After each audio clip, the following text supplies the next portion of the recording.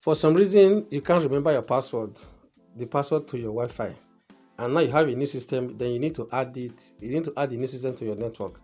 So what do you do? In this video, I'm going to show you how you can get the password of your Wi-Fi. So what you need to do is to open the run command. So to do that, you press Windows arrow. Okay, so once you press Windows arrow, you see this interface.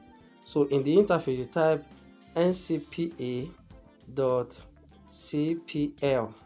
That is ncpa.cpl.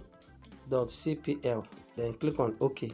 Once you click on OK, it opens this network connection interface for you. Here you can see the network that you are connected to. You may see several other wireless networks that you have connected to in the past.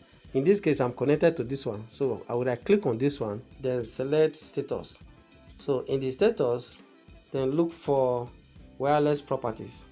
So here on this interface, then go to the security tab. So here you can see this network security key. So just toggle the show character checkbox there. That's how to view your wireless fidelity password or your Wi-Fi password. I hope this helps you. Don't forget to subscribe to this channel if you have not done so already. Like the video and share it. Thank you for watching. See you in another video.